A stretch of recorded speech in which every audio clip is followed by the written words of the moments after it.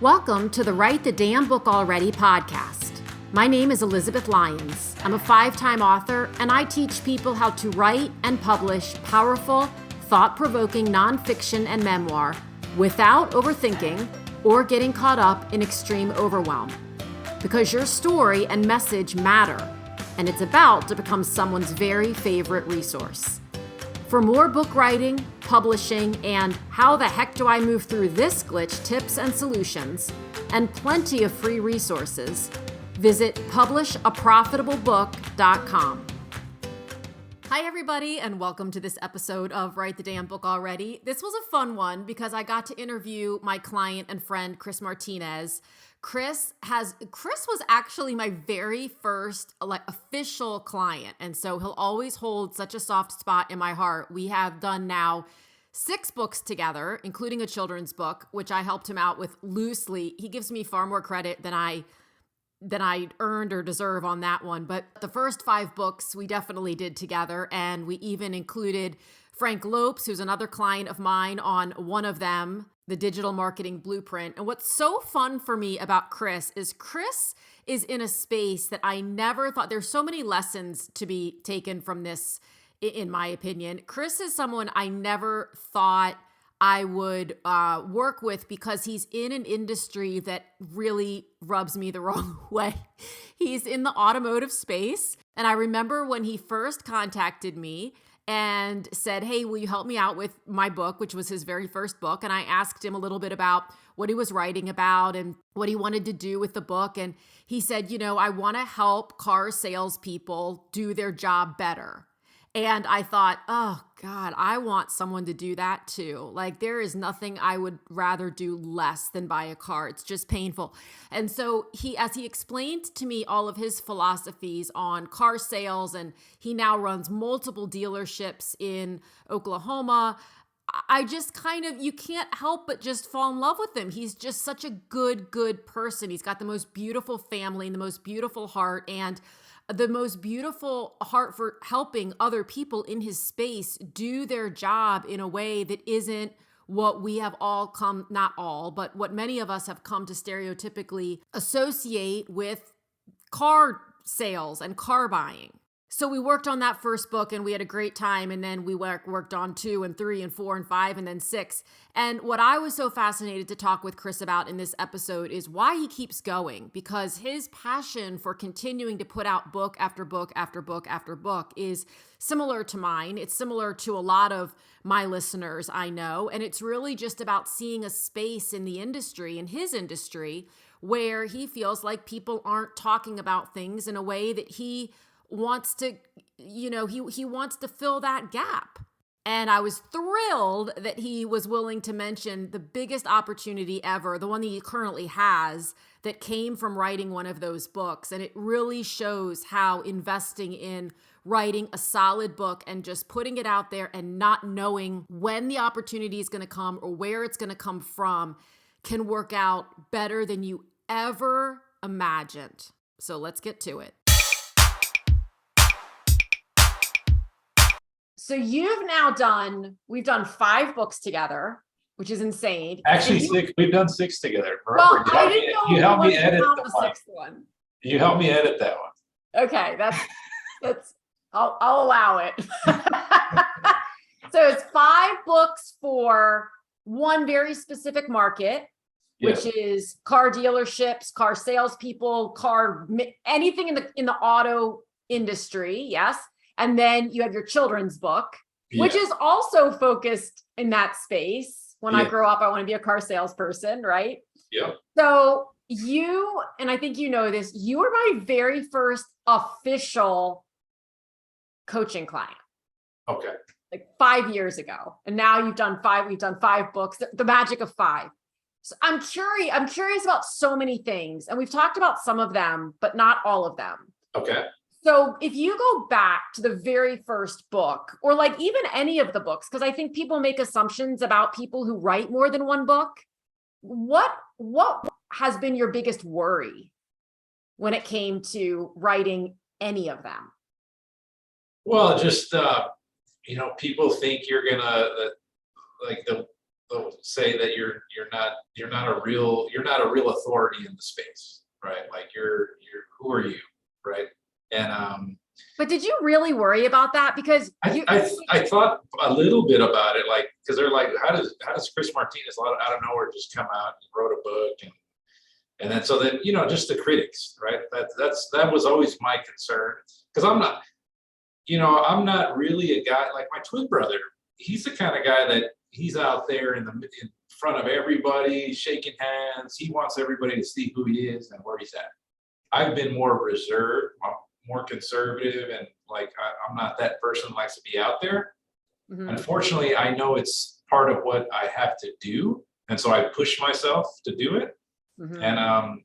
But when I wrote the books, it was just really because I felt like there was a void in my space that nobody really talks about, and we had just finished doing something pretty incredible. And it was funny because when we first got to the store, I my owner at the time said that we were going to sell 500 cars. And then I remember the time where we hit it like within the year, and where I was like, man, let's do it. And I go, what's the most you've ever sold? And I remember him telling me like 800, and I said, well, let's do more than that. And so I called the shot. I hate saying I called it, but I feel like we called the shot, and whatever happened, we ended up doing it, right? And so it's kind of neat. So that's how we wrote the story, or I wrote the story, and I just hate saying I and everything, but Yeah, you do. And it's so interesting. It's so interesting to me because number one, I know what your credibility is in the space. You don't talk about it a lot, but you know what your credibility is in the space. We have a lot of mutual friends who absolutely know what your credibility is in the space. So it fascinates me that you're so humble about, like, you don't want to be, you're the furthest thing from peacocking I've probably ever met. And that's what I don't want to be. I don't want to be that guy, right? And that's just my personal thing, right? But I do think that, in automotive, there just wasn't a lot of people that had done what we had done, and I felt like that was a good story. And then for the new salespeople that came into the space, I wanted to give them like a quick roadmap on how you can be successful without having to be in the business for years. Right, you hear about that all the time. That guy you go into a store, that guy's been there 20 years and he sells 30 cars a month. Well, I don't want to be there 20 years to get that. I want to do that now. And so that's why I wrote that one, so that, because I did it. I was a manager for many years, and I went back to the sales floor, and I immediately was selling 30 cars a month, and we did it. So. And I remember during the pandemic talking to you, and you were so creative, because you were like, Elizabeth, people are they've like given up, and you always see an opportunity. Well, I always try to see the silver lining, right? Like, yes. And I always tell people, I go, it doesn't matter if you're in a down market or an up market, the best always figure out a way, right? Like you always see that, like people, no matter, people see opportunities, and no matter what, there's people that made millions in the financial crisis, and there's people that lost millions. So which one do you want to be? Do you want to be that guy or girl that's just going to sit there and complain? And coincidentally, we just read. So we have a book club at my stores, and this book club, we just read "Who Moved My Cheese." I read it again for like the third or fourth time now, but that's such a great book for any environment, right? I don't know if you've read it. I've never read it. Oh, you got to read it. I think I'm trying to be rebellious. You need to read it. So there's a book. So this book, I'm telling you, I just explained this to my wife. I go, look, Who Moved My Cheese, right? It's a good story. It'll take you an hour to read it max. It's a very small book. The idea is, you can be that person when you can be like, before 2008, things were great. People were doing really well. And then all of a sudden, somebody moved your cheese, right? Like it's gone. Like You're no longer I honestly think it's the weirdest analogy. Like, full disclosure, if someone came to me today and said, I want to title my book, Who Moved My Cheese? I'd be like, that is no. And yet it's a very well-selling, perpetually well-selling book. 28 million copies. Yeah. Yeah. So but they made that work. And look, it's a tiny little book. Yep. I mean, it's got huge font. It goes against pretty much everything I say. It has pictures. Pictures. So not only is it only 13,000 words, and I'm making up that number, and it's like, I don't know, how many pages is it? I'm going to guess 97. 90. No, was it really? Yeah. 90 pages. We're going to say 6 of which are illustrations. 94 pages. 94 pages, 6 illustrated, 20-point font, and a title, Who Moved My Cheese? So this is really what this is if you're really committed to your message and doing it your way, I may not be the right person to work with, but you go for it. You go for it. Let me tell you, I first read that in 2005, 2006. Okay. And I use it for every analogy because there's a part in the book where this little Snip and Scurry and Him and Ha, these little people and these 2 mouse, that there's a time where one of them's just smart to go like, hey, it's time. Somebody moved it. It's time to go. I got to lace up my shoes and put my running shoes on, and it's time to go. And that person keeps finding success. Yeah. Where the other person is just sitting there complaining, like, who moved my cheese? And it's not here. What happened? And that person never, and then they start eating like whatever's left of the cheese, they're eating very little of it so it doesn't go away. Where the other person, he keeps running, he goes and finds it, and he finds even more cheese than he had in the beginning. And so it's a great book. But yeah. It's a great analogy. Do you look at sales numbers? I look at sales numbers. You're so busy, right? That I'm always curious. Do you look? Do you care? What's your perspective on it? Do you just trust it to do what it's going to do, or? I just trust it to do what it's going to do.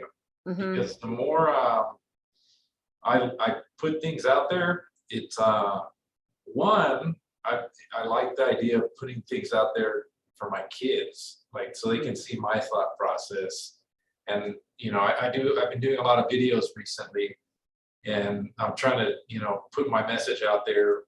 And it's really because one, I want other salespeople to understand, like, hey, look, if I could do it, you can do it too. And it's real simple. You don't have to be this big bravado type personality. You can do it just like me and be successful.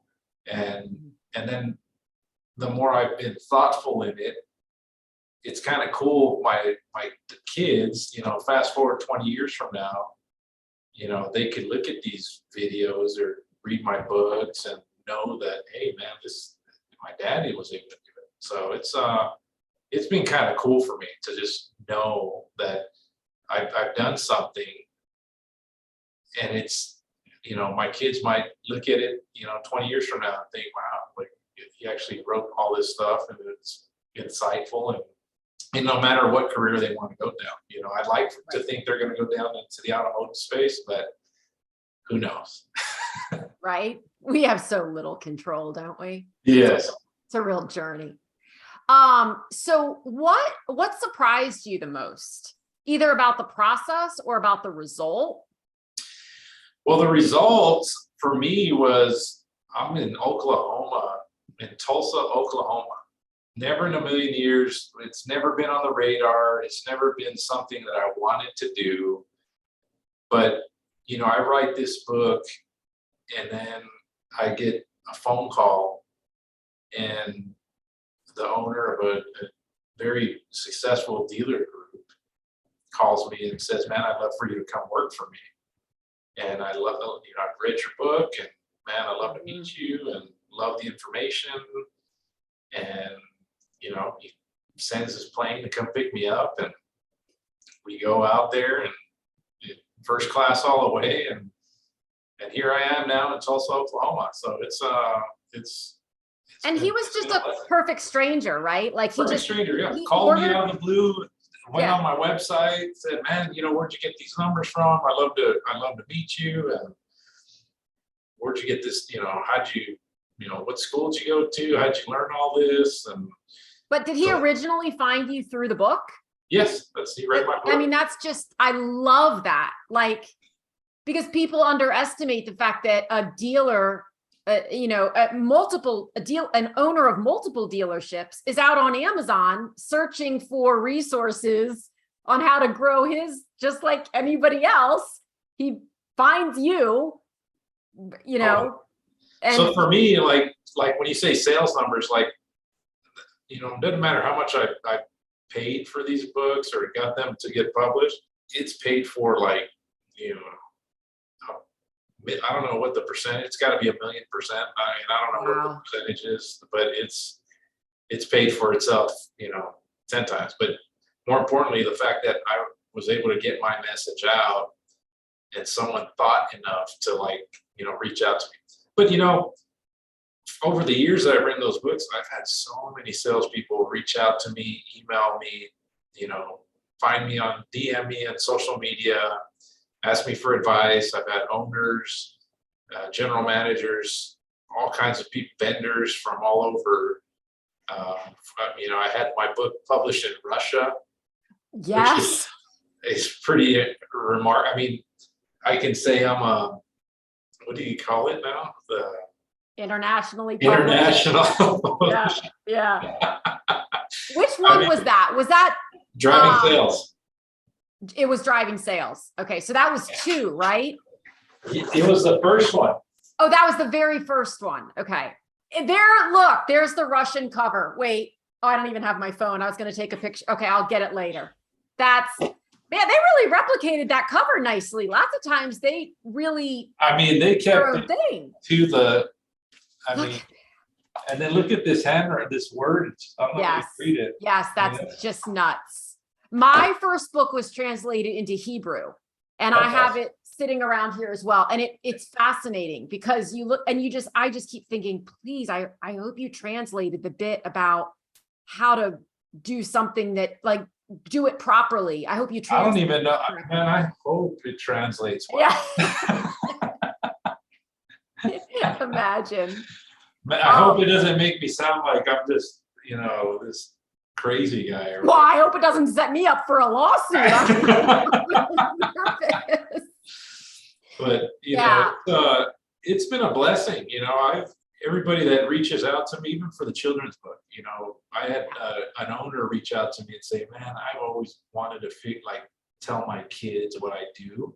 And the way you put that little story, I mean, thank you for doing that. And that was just, it was cool to hear, like, the feedback, it was just a neat thing.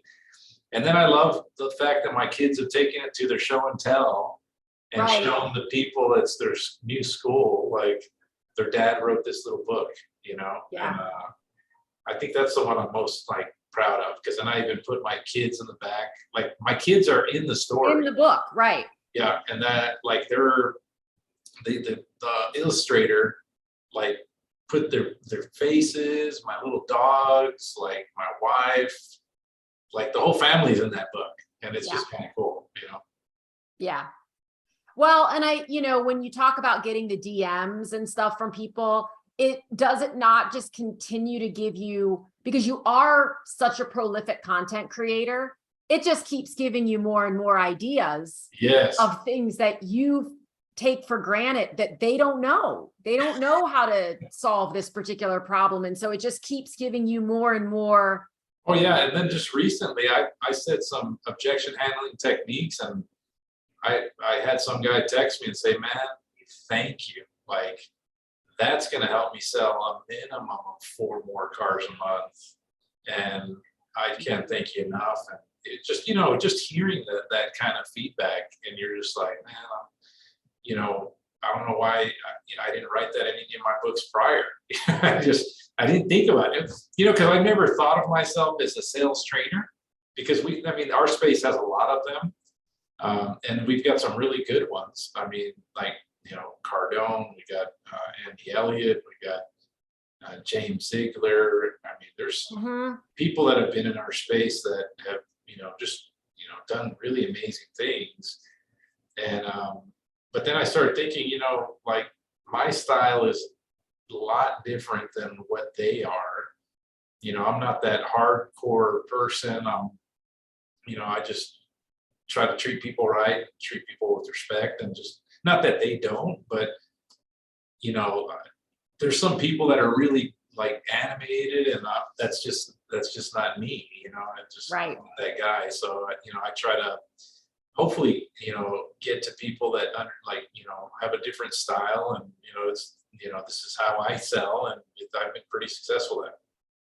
Well, and the other thing I've loved about working with you for so long is that you are exactly what people expect. You don't present yourself to be one way, and then when they meet you in person, you're something different. And I remember you saying years ago, like, I can't, I'm not a writer.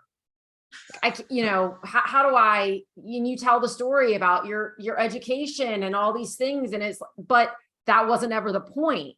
The point was, you have the skills, how to handle people in a graceful way. There are plenty of people out there teaching people how to sell stuff in a very exaggerated, obnoxious way. And I love that you came in with the perspective of, you can do this quietly.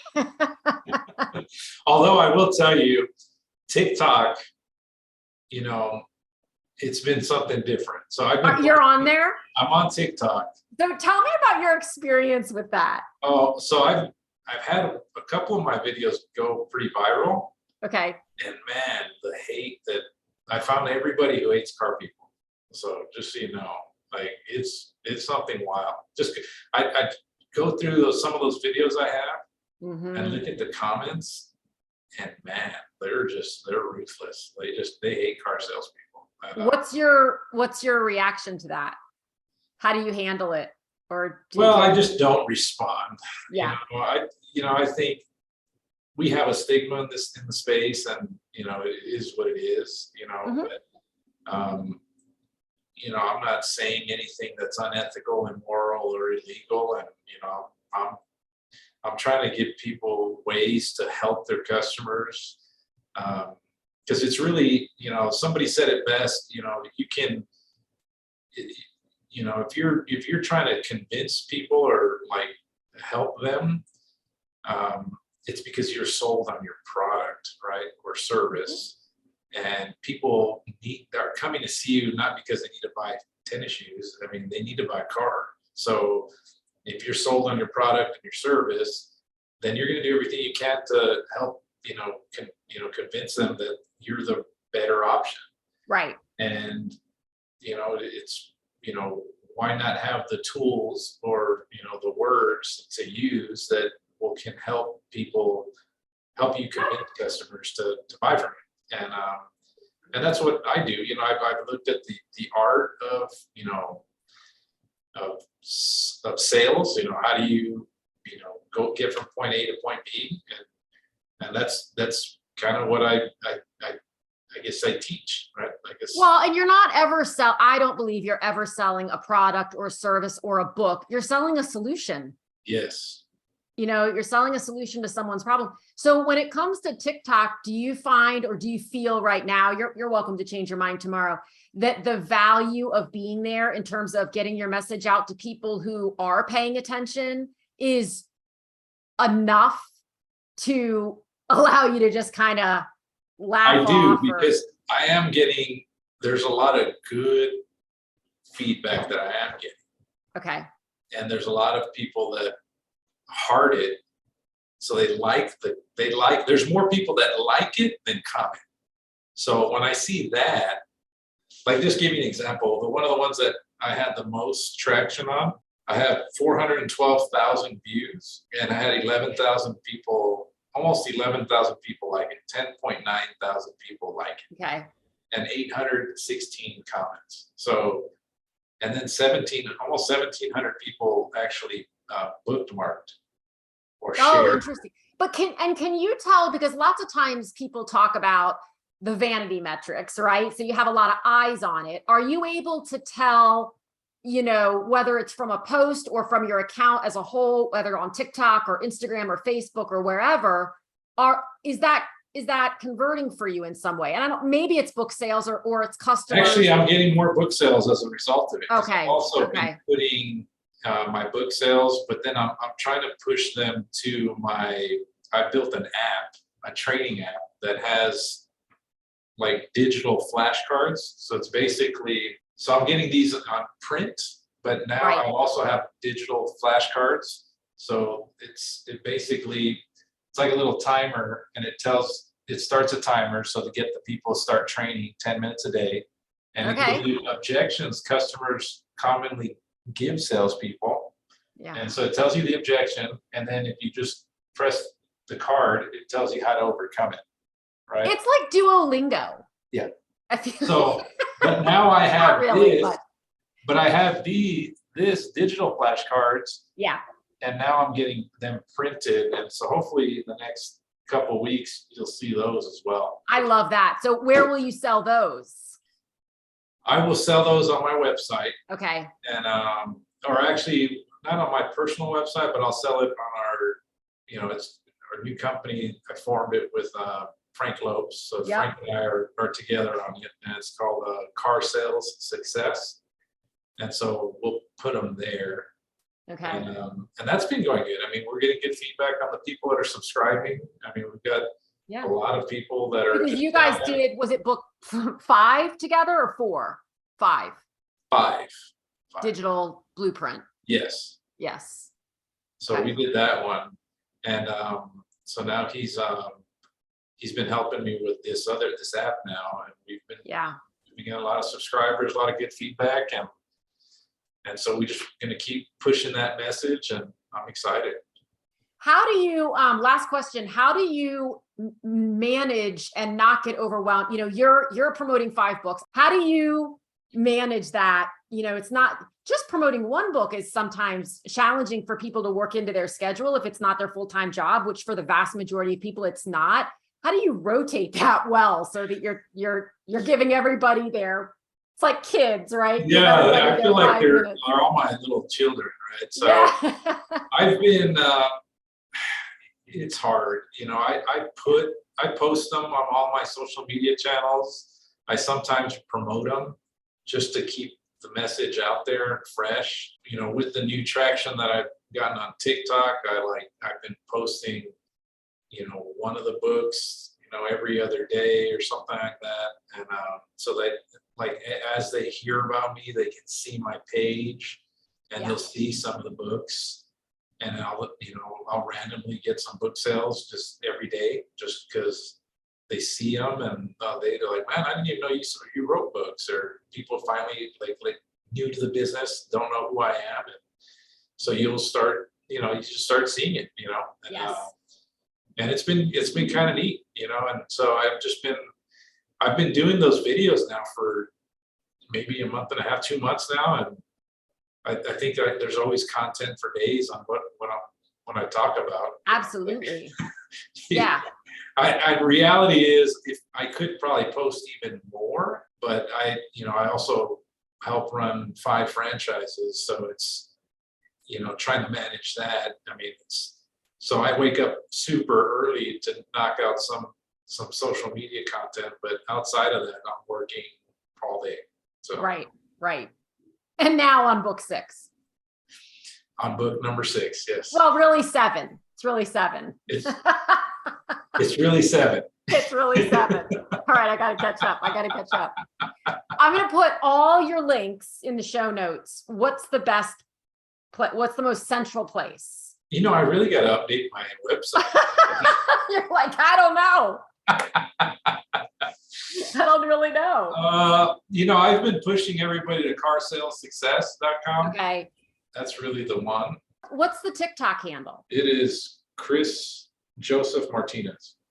Thank you for doing this. You are awesome. Anytime I can help you, man. Thank you. You've been a lifesaver for me. Thank you. Well, it's been my pleasure. We've had a lot of fun, and It's been cool. It's been fun. Yeah, it's been fun. Thank you so much for tuning in. If you enjoyed this episode, this is your friendly reminder to follow or subscribe, leave a quick review, and share it with someone you know has a great story or message, but isn't sure what to do next. Also, remember to check out publishaprofitablebook.com for book writing resources and tips, and to see all the ways we can work together to get your book out into the world. Again, thanks so much for listening, and I'll talk with you again soon.